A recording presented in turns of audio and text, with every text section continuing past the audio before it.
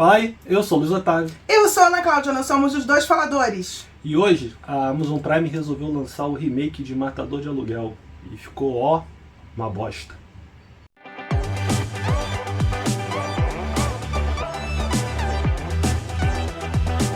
Fala, gente linda, já se inscreveu no nosso canal? Se você não se inscreveu, se inscreve agora. A gente precisa muito disso, porque a gente está renovando o nosso canal, a gente está de casa nova. Essa casa ainda está um pouco vazia, está precisando de mais gente. Então compartilha esse vídeo com todo mundo, chama geral para participar aqui do nosso novo endereço. E assim, a gente acabou assistindo o lançamento do Prime Video, que está em primeiro lugar, chegou esse final de semana, na quinta, se não me falha a memória, da quinta para sexta, e acabou que a gente aproveitou para assistir logo depois o original de 89. Então esse vídeo vai ser uma comparação entre o antigo e o novo. A gente vai acabar fazendo essa comparaçãozinha, mas o básico da história desse de 2024, é que você tem um ex-lutador de MMA que acaba sendo convidado para trabalhar como segurança numa taberna e que está sendo ameaçada constantemente por uma gangue local, né? E aí você vai ter esse lutador, super gente boa, super tranquilão, trabalhando como segurança nesse local. E aí com isso ele acaba descobrindo que se envolveu num esquema muito maior do que simplesmente tomar conta de um estabelecimento para a galera curtir a vida, né? Eu achei que o filme, ele é mais, não é um remake, é mais inspirado por. Porque muda muita coisa. Não apenas o cenário, mas assim, a vibe. O próprio Patrick Swayze, ele acabou emprestando pro Matador de Aluguel algumas características suas. Carisma, né? E também assim, a ideia dele ficar fazendo aqueles negocinhos de mãozinha assim, de tai chi, essa coisa de ser tranquilão e tal. E aí, isso foi capturado, mas de completa forma, porque o outro ator, o nome dele? Jake Gyllenhaal. O Jake, ele parece um cara surfista, um good vibes. Ele é quase o Marcelo Scooby, lutador. Você imagina o Marcelo Scooby se ele fosse lutador. Eu acho que seria mais ou menos isso, aquilo ali. E aí muda muita coisa, porque a cidade é outra, os motivos são outros. E assim, a ideia de um cara que vai trabalhar, é simplesmente assim, a essência do filme parece que pode ser a mesma.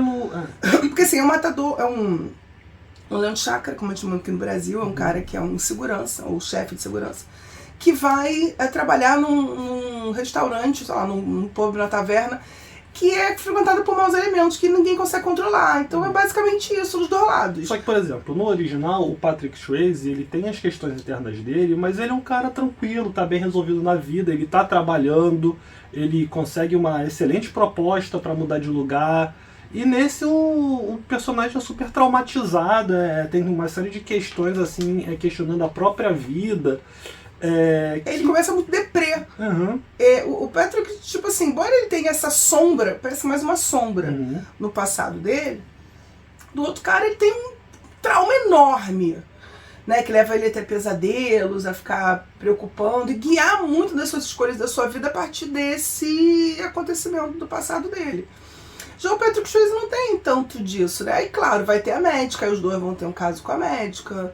Isso é igual. Isso é igual. Até uma frasezinha que ele fala no trailer do remake, né? Ninguém ganha numa briga.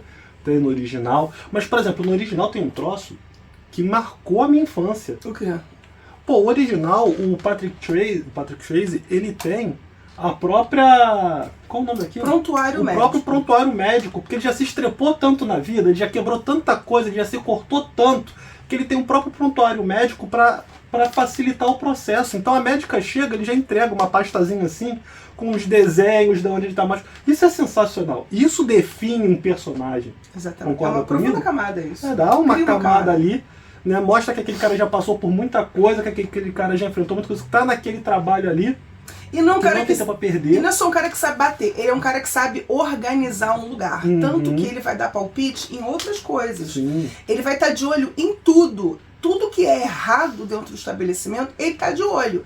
O outro cara é só um cara que sabe bater muito bem. Ele não necessariamente é um cara que sabe organizar uma segurança, que sabe treinar um grupo, que tá de olho... Ele um toque ou outro pra falar, ó, não faz assim, faz assado pro cara que ele vai transformar em segurança também. Mas não é como o Patrick, que na verdade tem uma carreira, uma história.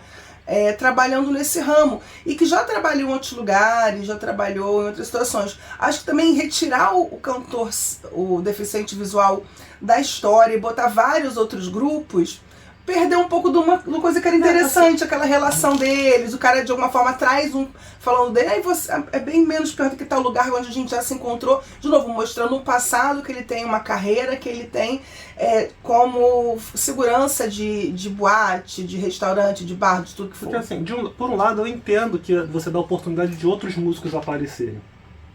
Mas por outro lado, no original, o músico cego, ele sabe tudo que está acontecendo. Então quem passa o relatório do problema no local pro Patrick Swayze é o cego. Ele fala, isso daqui é pior de quando a gente estava no lugar tal. Ele, quando chega gente nova, ele consegue reconhecer quem é pela voz e conta a história. Então assim, é um personagem que tem a sua importância dentro da trama. O filme não aconteceria sem ele? Não, não é isso. Mas ele dá um peso maior, ele elabora melhor e de toda novo, a mitologia. Aprofunda o personagem. Que na segunda versão fica muito raso, apesar do que os outros elementos que eles usam para de alguma forma te remeter ao passado dele, acabam não aprofundando o personagem, realmente só aprofundam o poço onde o personagem está enfiado. E não exatamente trazendo novas camadas ao personagem. Também a falta do amigo que chega lá depois na cidade, um amigo meio duvidoso do Patrick, chega lá na cidade, também sinto falta. Eu acho que... Desculpa, gente, vou espirrar.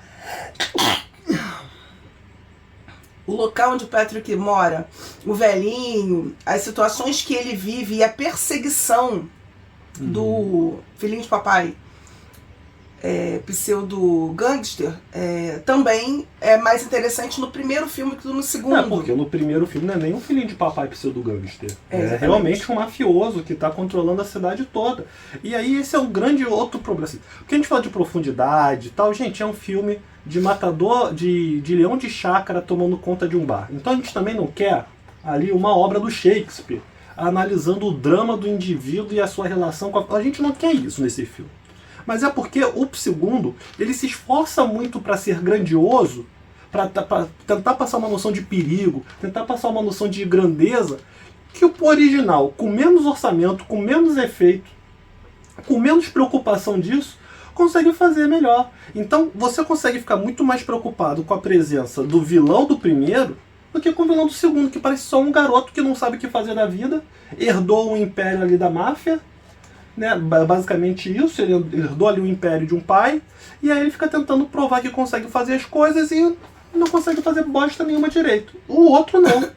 O outro você consegue entender que ele exerce realmente um domínio na cidade. Você, quando ele está na cena, você sente que ele está armando alguma coisa. Ele é canastrão? Ele é canastrão, mas é a década de 80, gente. Todo mundo vai ser canastrão, principalmente os vilões. Mas você consegue sentir melhor o peso do perigo daquele cara. Algo que no segundo ele só parece um maluco. Pô, assim, Deus que me perdoe, gente. No segundo, o vilão tá fazendo a barba num barco, num iate, cheio de onda no mar. Entendeu? E tá o cara desesperado fazendo a barba dele pra não cortar ele se corta 3 vezes e vai dar o soco no capitão, porque o capitão falou que a navegação ia ser tranquila. Isso não é ser perigoso, isso é ser idiota. Bobalhão. Isso é ser bobo. E aí eu achei também que o filme, o segundo filme é uma grande desculpa pra ter cenas de luta. Grande, que não tem tanto assim, tem muito soco, tem muita briga no primeiro, tem, mas não comparado ao segundo. As longas cenas de luta, a maquiagem, sensacional, palmas pra maquiagem. Acho que o melhor do filme 2 é a maquiagem. Sim. Realmente, extremamente realista, consegue... Acho que a edição também, porque a edição precisa trabalhar dentro da ideia dos socos e da maquiagem, que deve ter algum corte ali pra botar mais um sangue, porque mas consegue fluir. Então, assim, coreografia da luta tá legal, tá bem incrível, maquiagem muito legal. Ele falou que ele viu CGI em alguma cena de soco, eu não reparei. Não sei se eu reparei isso não. Mas o que eu posso dizer, assim, que pra quem gosta de cena de luta, você vai estar muito satisfeito. Agora, se você quiser uma história também, você não vai ficar satisfeito, não vai ficar feliz. Muito satisfeito também não. Vai ficar satisfeito, porque as lutas são ok também. Não é algo assim, meu Deus, não, nada cena de luta transformador. É uma cena de luta bacaninha ali, entendeu? E é isso também. E é isso. Assim. O Conor McGregor, o lutador do MMA, né, que era do UFC, ele faz, eu acho que a estreia dele nesse filme. O personagem dele também é outro maluco. Dá um ranço nele nas cenas. Será isso conseguir? Que eles queriam e conseguiram. Eles querendo colocar ele como um cara meio cool, metido às pernas. Ele só é chato, ele só é maluco. Virou um maluco, é só um dodói. psicopata. E aí não é nem culpa do ator, não é nem o Conor McGregor que tá mal no papel, é o que o papel pede e ele faz. Entendeu? Tá todo mundo ali no filme fazendo o que o personagem tá pedindo. Mas o que tá pedindo é muito ruim. Eu também acho que no segundo filme, as escolhas dos ângulos de filmagem de alguns closes são meio cafonas, meio pra quê. Eu acho que... E não ornam com o resto do filme. E é gratuito, sabe? Você, enfim. E aí eu acho que, de alguma forma, o filme de agora parece mais anos 80 do que o segundo, do que o primeiro. O segundo... E não é nos 80, porque não tem as coisas da comédia, do machismo, isso não tem, realmente não tem, isso não tem. Isso é um ponto positivo, que bom que eles evoluíram nesse ponto. De resto, ele chafurda, mas não numa homenagem, é chafurdar mesmo. No pior ele consegue ser mais datado do que o filme datado. Né? Porque o primeiro filme do Patrick Swayze envelheceu muito mal, coitado. Em vários aspectos relacionados à forma como se enxerga a mulher, se enxergam os indivíduos. E isso que é muito, muito ruim mesmo no filme, chega a ser incômodo. Porém, o resto é muito bom. E que, de novo, você entende dentro do contexto que se vivia. Você entende até que você está falando de um ambiente que é um ambiente ruim. Então as pessoas vão ser maltratadas, as pessoas vão ser destratadas, você vai ter ali uma série de comportamentos incorretos. Então até, mesmo na década de 80, sendo problemático do jeito que é, você entende dentro daquele contexto. Né? Nesse filme, até os vilões, assim, até a gangue lá que anda como, gente, quem é que é assim nos dias de hoje, que não sei o que. O pessoal já não era assim na década de 80, aí fica o pessoal sendo assim nos dias de hoje só pra dizer que é. Tinha uma outra coisa que eu queria falar, lembrei. Os personagens coadjuvantes, assim, o pessoal que circula a história além do bar, gente, tem um pai e uma filha nesse segundo filme, que eles são donos de uma livraria, acontece um troço lá com eles e tu não vê mais. É um personagem que diz uma falazinha assim, que diz onde eles estão e acabou. Não, eles são trazidos no começo do filme pra talvez trazer um outro elemento, uma nova camada pro filme, e não é usado, esquecido, no final volta de novo, do tipo, lembra aquela família lá, podemos resolver isso aí agora sim, vai ficar bonitinho, vai mostrar uma camada fofa, vamos fazer, fez, e é só. Sendo que no primeiro você tem os coadjuvantes, você tem o dono da mecânica, o dono da concessionária, você tem o próprio dono da fazenda onde o personagem vai alugar um quarto, que tem a sua importância dentro da trama. Eles realmente têm ali, tem uma razão de ser. E aí isso faz com que o final do primeiro filme, você pode questionar o que tu quiser, mas o final do primeiro filme é muito melhor do que o do segundo. Tem muito mais impacto. O final do primeiro filme se passa dentro de uma casa, basicamente. O final do segundo se passa numa baía, eu tô falando de baía, né? Com 3 barcos diferentes, 2 pontes, o bar e o crocodilo. O crocodilo é no meio. E consegue ficar menor em termos de impacto e importância do que o do primeiro filme.